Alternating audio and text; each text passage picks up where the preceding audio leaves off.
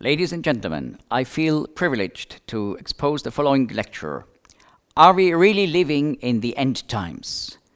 We posed the question, is there any evidence that we are living today in the end times and that Jesus Christ will soon come back as King of the world? You have here a view on the Mount of Olives from the Temple Mount in Jerusalem.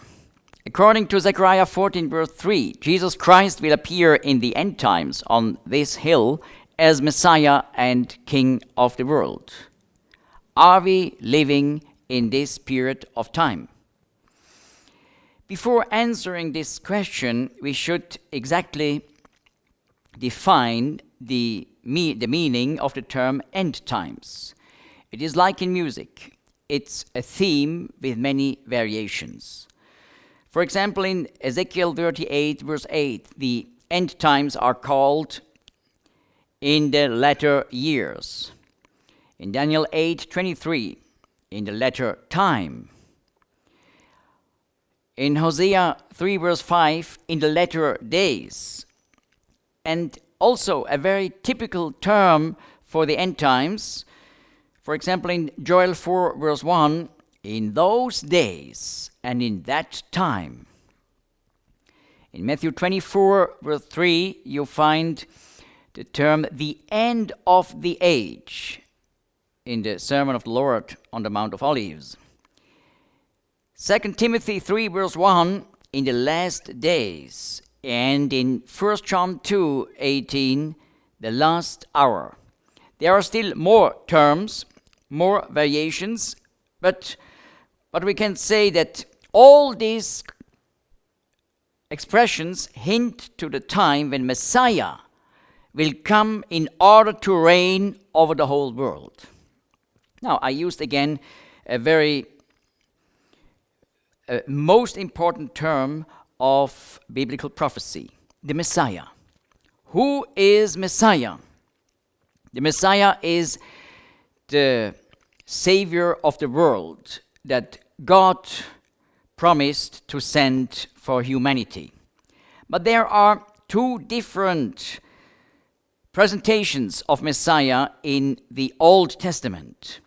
There are many passages that are speaking about a suffering Messiah who would come and die for our sins in order to bring us back to God.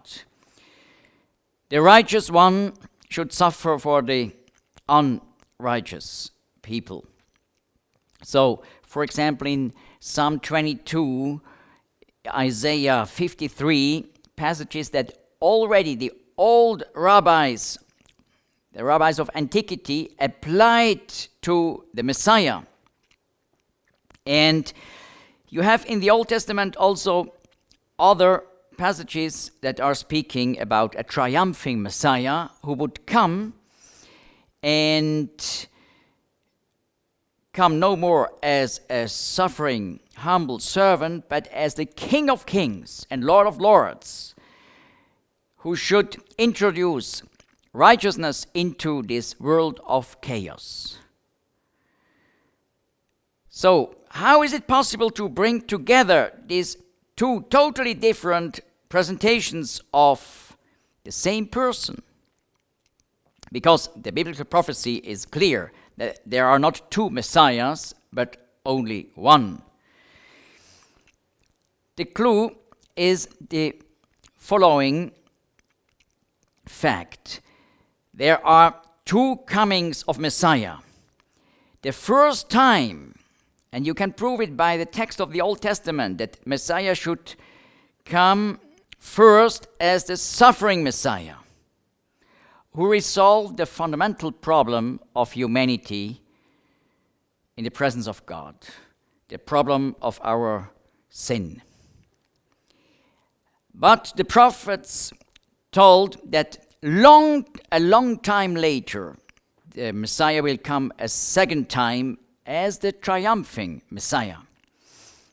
And there is a very interesting possibility to make the distinction between these two comings. in connection with the first coming of Messiah, as the suffering Messiah, the prophets already in the Old Testament announced clearly that as a consequence of the sufferings of Messiah, a consequence of the rejection of Messiah by a large part of his own people, the Jewish people should be dispersed among all the nations of the world. And in contrast to this, in connection with the triumphing Messiah, the prophets told the fact that in the period before his coming, the Jewish people, dispersed among all the nations of the world, should come back into the land of the forefathers. So it is a most interesting anti-parallelism when you compare the first and the second coming of Messiah. Now I would like just to give some examples of prophecies concerning the consequences of Messiah's rejection at his first coming. It has been fulfilled in the year 70 AD, when Jerusalem and the Second Temple have been destroyed by the Romans, and eventually even Israel's statehood in 135. So we read in Leviticus 26:31 about the consequences of Messiah's rejection. God speaks, "And I will make your cities waste and bring your sanctuary unto desolation, and I will not smell the savor of your sweet odors," that's to say, of the sacrifices. Now, I go on in the same passage, Leviticus 26:32, "And I will bring the land into desolation, and your enemies which dwell therein shall be astonished at it. And I will scatter you among the heathen, and will draw out a sword after you, and your land shall be desolate, and your cities waste." Not only Jerusalem and the temple should be destroyed, but even the land of Israel should become a desolation. And it's a fact of history that from 70 AD through the centuries that followed, the country that was a land of milk and honey became a desolation. And now I quote from Deuteronomy 28:64, "And the Lord shall scatter thee among all people from the one end of the earth even unto the other." And this is a fact of history again.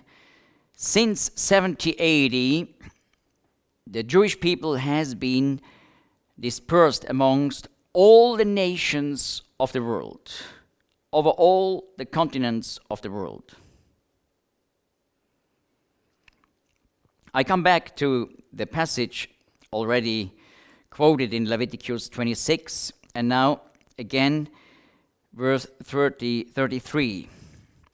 "And I will scatter you among the heathen, and will draw out a sword after you, and your land shall be desolate, and your cities waste." It's a fact again, a terrible fact.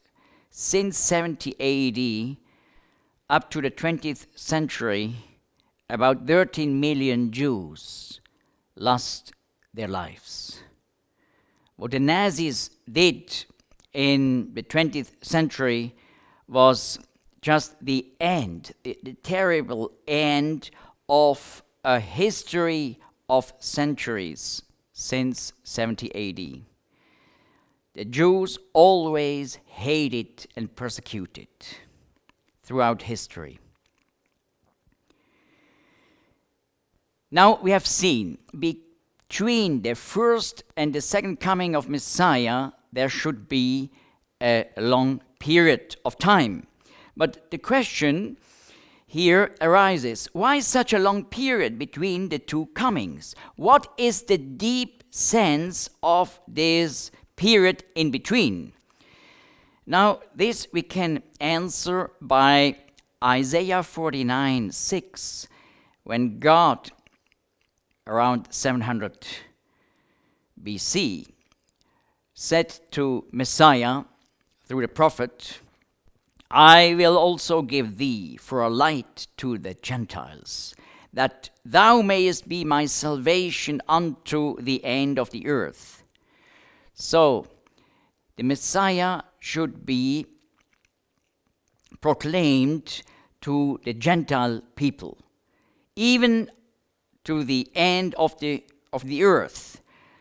And it is a fact that during the 2,000 years that are passed in between the first and the second coming of the Messiah, the good news of Jesus Christ as the Savior sent by God into this world has been announced on all the 5 continents of the world. And millions of non-Jews realize that Jesus Christ is the Messiah of the Old Testament, having accomplished by his coming more than 300 prophecies of the Old Testament concerning Messiah. And millions have confessed their sins to God and gave thanks that Jesus Christ, as the suffering Messiah, died on their place on the cross in front of the gates of Jerusalem. So the past 2,000 years were the time of good news for the Gentiles. But the same period was for Israel, for the chosen people Israel, the time of the dispersion. We read in Hosea 3, verse 4, a prophecy from the 8th century BC. For the children of Israel shall abide many days without a king and without a prince. So this prophecy characterizes in an amazing way the time where Israel had no statehood during this period in between the first and the second coming of Messiah. I quote more in detail Hosea 3 verse 4, for the children of Israel shall abide many days without a king and without a prince, and without a sacrifice. And then verse 5, afterward shall the children of Israel return, that's to say, return to their homeland, and seek the Lord their God and David their king, and shall fear the Lord and his goodness in the latter days. Now we see, after the long period without statehood, the time should come when Israel returns to the homeland, to the land of the forefathers. And this is here connected with the fact this will be the latter days. In the end times, Israel will return. And this should also become the time when they nationally will seek the Lord their God and David their king. In the medieval rabbinical commentary, a most important commentary that you find in all the rabbinical Bibles, Metzudat David to Hosea 3 verse 5, you find the explanation that David Malkam, David their king, is Messiah. So in the end times, the people of Israel should seek Messiah. So this indicates that there should have been a problem in the time before end times in connection with Messiah. Having seen the fact that the end times are the period when the Jews will return home back to the land of the forefathers, just before the coming of the triumphing Messiah, we can now conclude that according to this most important point of end times, the return of the Jews, the end times began since 1882, because this was the year of the beginning of the first Aliyah. Aliyah in Hebrew means the coming back in mass of the Jews. In that year began the first Aliyah up to 1903. From 1904 to 14 was the second Aliyah, and after the First World War, the third Aliyah, the fourth, and so on up to now. The Jews are returning to the land of the forefathers. So we realize that the end times are a period of already more than 130 years, characterized by the return of the Jews since 1882. And in the end of this period, Messiah will come back as King of Kings and Lord of Lords. You see here in this image the symbol of the return of the Jews, and these green signs indicate prophecies of the Bible concerning the end times that should be fulfilled just in the period before the coming of Messiah. I tried to collect and bring together all the prophecies about the end times that have already been fulfilled since 1882 up to 2014. And eventually I get a list with more than 175 fulfilled prophecies. You can find them all in my book, Are We Really Living in the Last Days? More than 175 fulfilled prophecies. So in this lecture we will consider together 40 of these prophecies that are already fulfilled. Having seen that the end times are a period of now clearly more than 130 years, we can also put our eyes on the fact that the beginning period, in contrast to the end times, was also a period of more than 130 years. From the coming of the suffering Messiah, born in Bethlehem,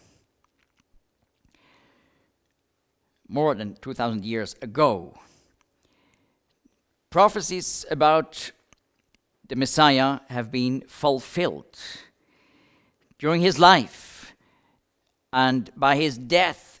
But it went on. All the prophecies concerning destruction of Jerusalem and the dispersion of the Jews have been fulfilled, and the prophecies go on up to 135. This was the year of the final destruction of Israel's statehood. And then began this time of Israel without a king, without a prince. So we see that the period of the end times and the period of the beginning is clearly distinguished from the long time of dispersion.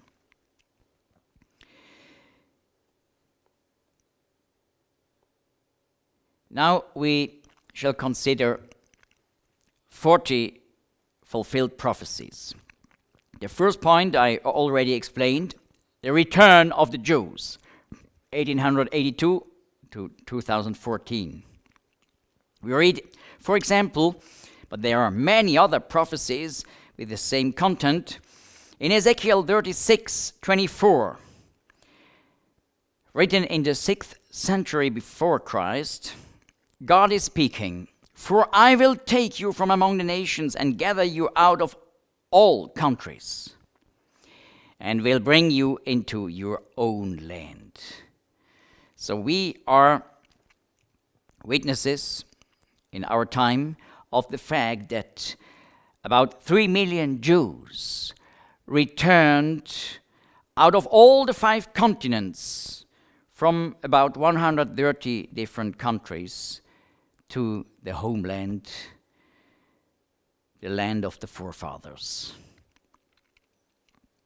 Gather you out of all countries. A fulfilled prophecy. The second point I entitled by Revival of Hebrew, 1881 to 1922. I've just to explain that in the time of the suffering Messiah, 2,000 years ago, when Jesus Christ was living in Israel, Hebrew was still a spoken language beside Aramaic. Both languages were used by the Jewish people. And the Romans, they speak principally not Latin in the land of Israel, but Greek. So these 3 languages were used by the Jews. But as a consequence of the destruction of Israel's statehood in 135, a consequence of the dispersion of the Jews was the fact that more and more the Jews lost Hebrew as a spoken language. And they adapted to the other nations what concerns language.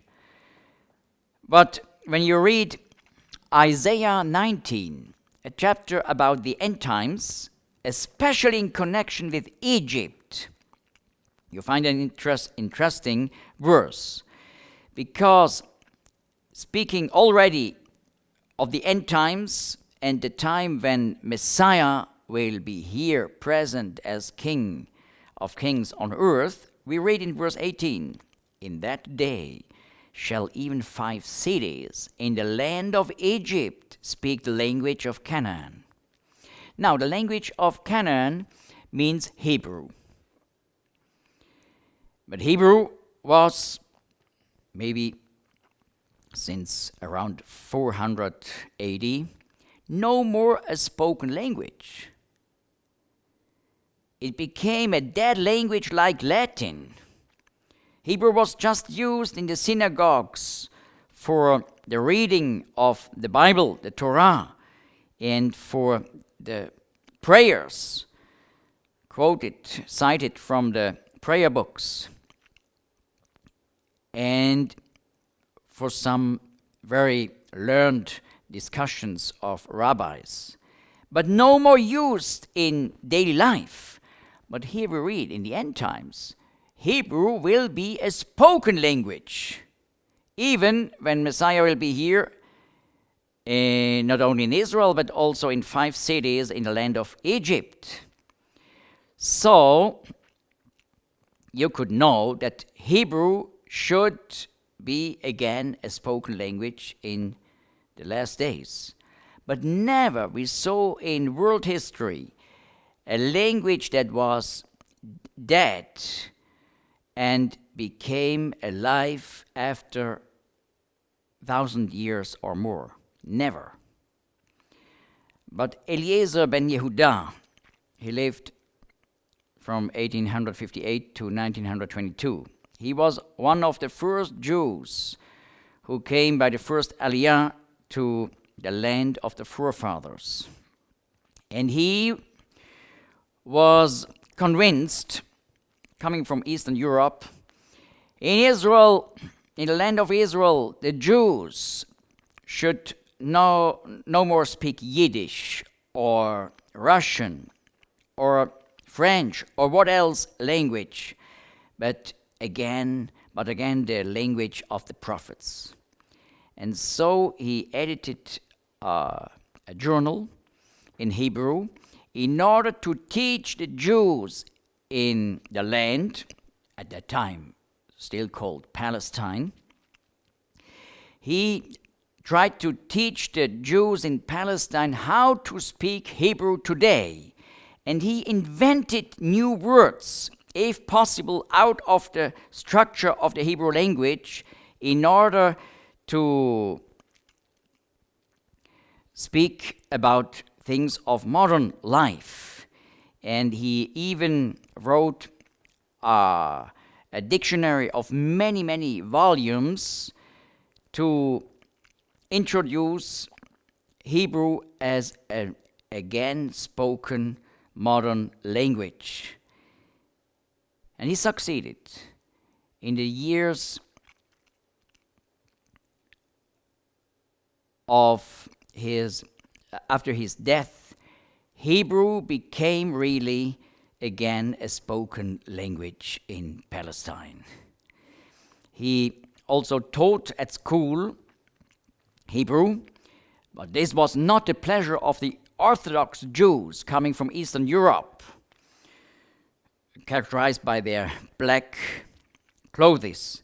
They were against Eliezer ben Yehuda, and because of his using the holy tongue, even for daily things and even for school, they persecuted him, and he was also excommunicated from the synagogue, but he went on. He told at the beginning of his marriage with Deborah, she was just pregnant. Our first child will be the first child in history, in modern history of the Jews, that knows only Hebrew. And even on the moment of birth giving, he commanded, nobody has the right to speak another language in Ben Yehuda's house than Hebrew. And even the women that should help his wife in birth giving, they should explain everything in Hebrew. And if they do not know to express themselves in Hebrew, they have just to be silent. And he was so convinced he succeeded. Ben Zion became the first child in modern Jewish history that could only speak Hebrew. Hebrew was also taught in the kindergarten. So little children learn very easily foreign languages. And so in Palestine, the children at kindergarten could learn Hebrew. And imagine you children that come home and speak to their parents. Of course, in Hebrew, Shalom Abba, Shalom Ima, Manishma, זה ככה יפה. בגן הילדים, לשיר שירים יפים, לשמוע סיפורים יפים. And so the parents learned Hebrew by their children. It worked. And now Hebrew is the first language of the modern state of Israel. Prophecy number 3, buying the land, 1882 to 1940. I have to explain that the first decades of the coming back of the Jews to the land of their forefathers was characterized by buying huge parts of Palestine, especially from Arab landowners in Beirut and Damascus, and also of Cairo. They had to give money for this land. The price was higher than the land price at the time in the United States. And the land was a desolate land, desert, and land of malaria. They bought it. And this was exactly according to the prophets. In Jeremiah 32, verse 44, the context clearly speaks about the end times. We read, "Man shall buy fields for money, and subscribe evidences and seal them and take witnesses in the land of Benjamin and in the places about Jerusalem and in the cities of Judah, and in the cities of the mountains, and in the cities of the Shephelah, and in the cities of the Negev. For I will cause their captivity to return, said the Lord. So exactly this took place. But you see that the prophecy here in this text has more details. It does not only say they will buy land, so they will buy back the land that belonged to them, but the text says they will buy land in the land of Benjamin. This is our fourth prophecy. Buying in the land of Benjamin, the lot of the tribe of Benjamin. You find in biblical maps behind good Bibles, and you see that the land of Benjamin was north of Jerusalem, up to Ramallah. So we know today exactly where Jews bought much land in Judah. It was exactly between Jerusalem and Ramallah. Fifth point, in the places about Jerusalem. It is a fact that round about Jerusalem, most parts have been bought. And prophecy 6, in the cities of the mountains. You see the mountain chain in Judah that comes from north to south, or goes from south to north, as you like. And you see, especially between Jerusalem and Hebron, in the mountains of Judah, much land has been bought. So this prophecy has been fulfilled in the cities of the mountains of Judah. Seventh prophecy, in the cities of the Shephelah. The Shephelah is the Hebrew term for the lowland west of the mountains of Judah to the Mediterranean Sea. Exactly in this region, the Jews bought most of the land that they bought. Think about the region of Tel Aviv. And around it, they bought in the Shephelah. And again, another detail, prophecy 8, in the Negev. The Negev means in Hebrew the desert south of the land, south of Beersheba. And exactly south of Beersheba, in the desert of the Negev, Jews bought much land. So every detail, every point has been literally fulfilled. For each point, you can ask the question, yes or no? Was it fulfilled or not? The first prophecy in connection with Jeremiah 32 was, they will buy land in the land of the forefathers. So, yes or no? Yes. But the question remains, did they really buy land in the mountains of Judah? Yes or no? So, it could be the first prophecy is fulfilled. They buy land, but not exactly where the text says. But we can now assure every point, according to the text of Jeremiah 32, has been literally fulfilled. Prophecy number 9, restoration of Old Testament cities. I read from Amos 9, the last two verses. God speaks, I will bring about the restoration of my people Israel. They shall rebuild and inhabit their ruined cities, plant vineyards and drink the wine, set out orchards and eat the fruits. I will plant them upon their own ground. Never again shall they be plucked from the land I have given them, say I, the Lord your God. So the text says clearly, they shall rebuild and inhabit their ruined cities. And we are today witnesses that Old Testament cities from antiquity are today modern cities, full of life.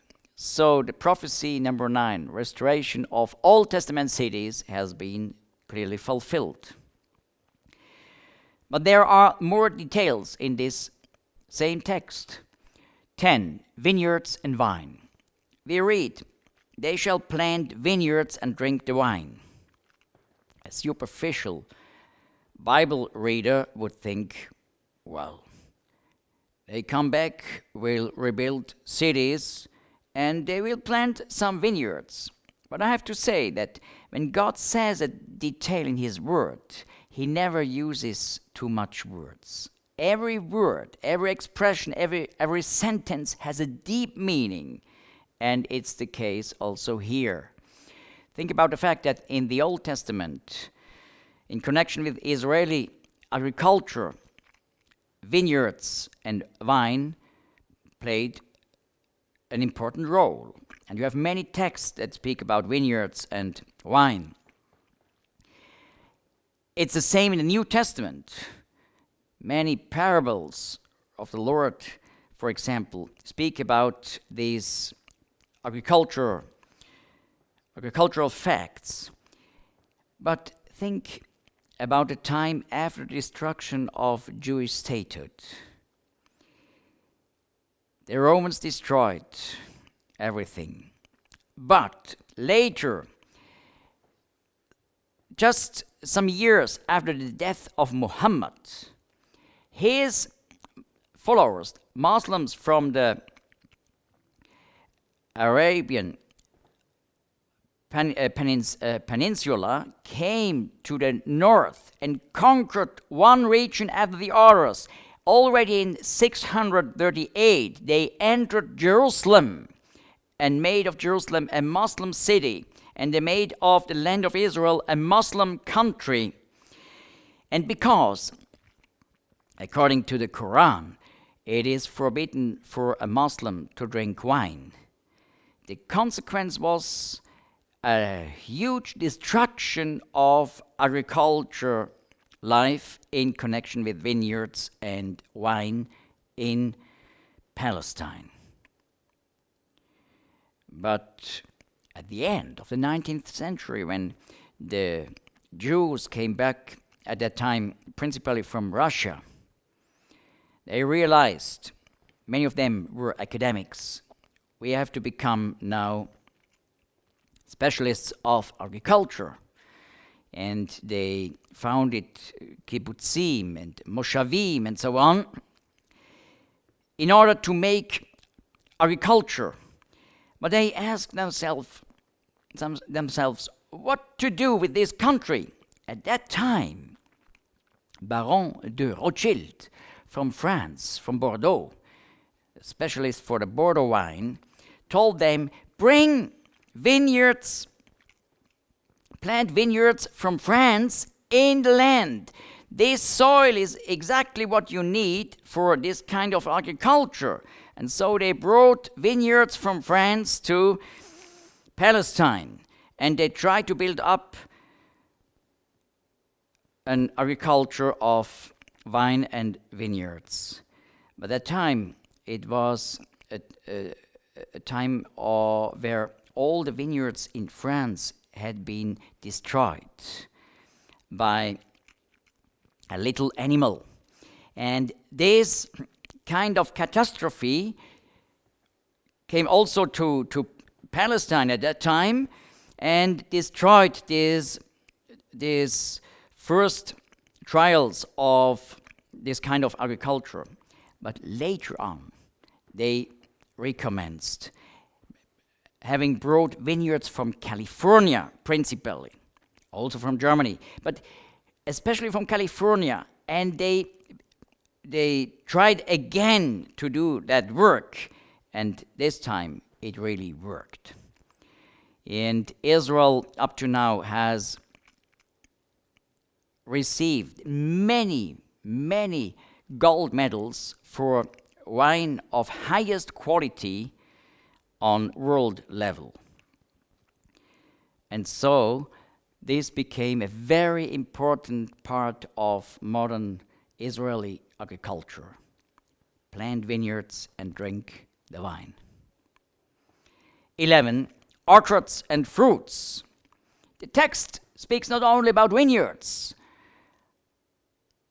And so the Jews, at the beginning time, they asked themselves, what to do beside vineyards? Oh yes, exotic fruits like mango, oranges, grapefruits, and so on would be the correct fruits for this kind of soil. And so Israel built up an agriculture of all these kinds of fruits. And a huge part of these fruits today are even sent to other countries. And if ever in your life you tasted the wonderful taste of Jaffa oranges, you have tasted fulfilled prophecies in your mouth. 12. Foreign vines.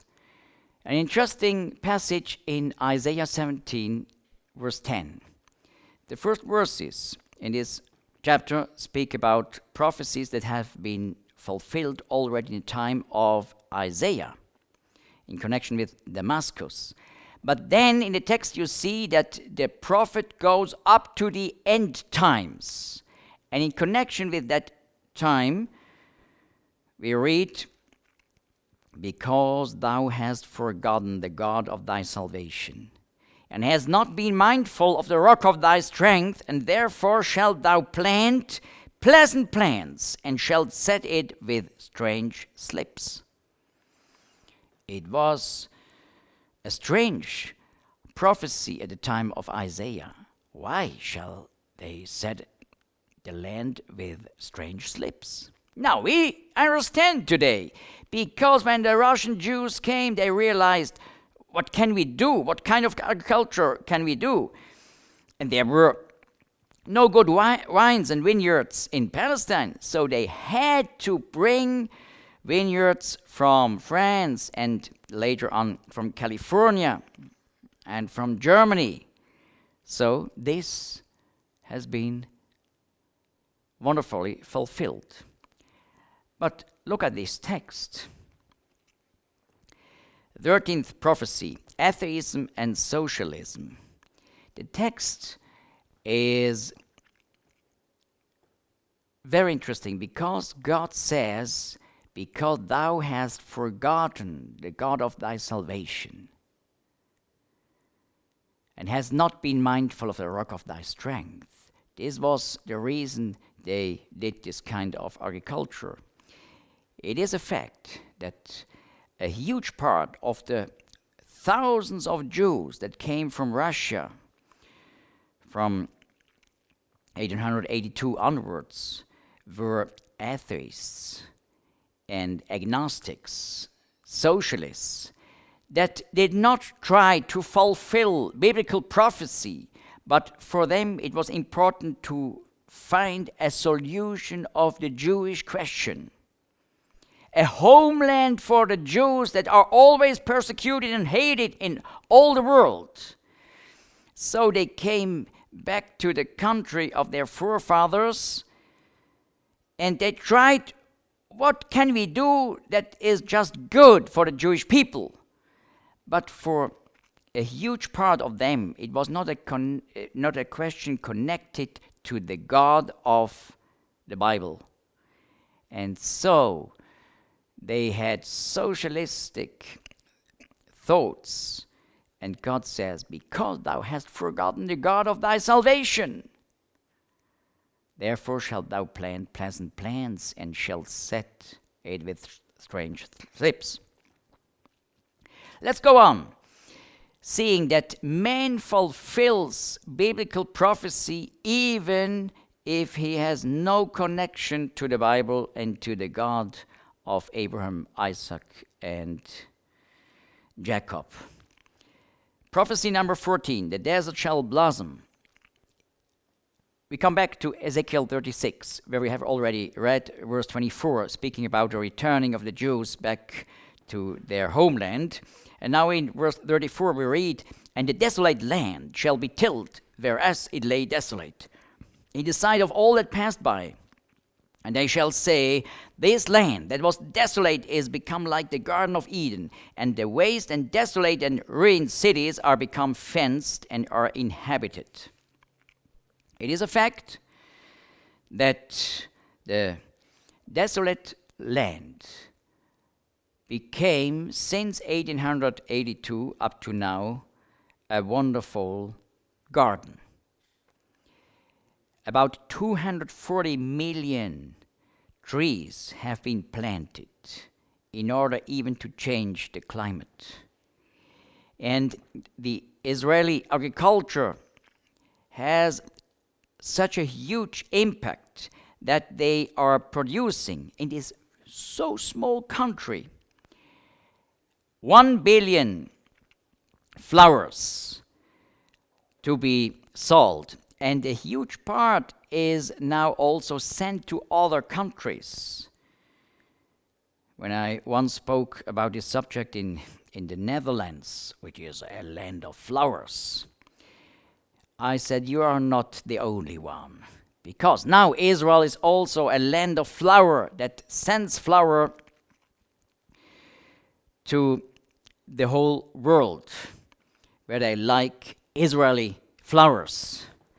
So it is exactly so. When I bring groups to Israel, I like these people that are the first time there and who say exactly in this way, this land that was desolate is become like the Garden of Eden, seeing the flowers especially in spring and in fall. Now let's go on with prophecy number 15, founding the statehood of Israel, May 14, 1948. We have seen that there were several decades since 1882 where the Jews returned to Palestine, but there was still no Israeli statehood. And this changed on May the 14th, 48. And this was the fulfilling of Isaiah 66, verse 8. Who has heard such a thing? Who has seen such things?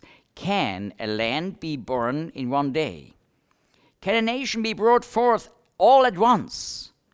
As soon as Zion travailed, she also brought forth her sons.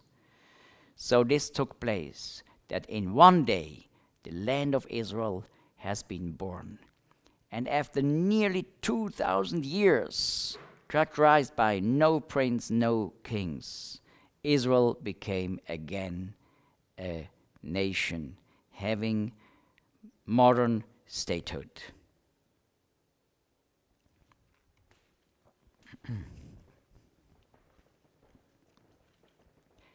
Micha, dann machen wir Pause.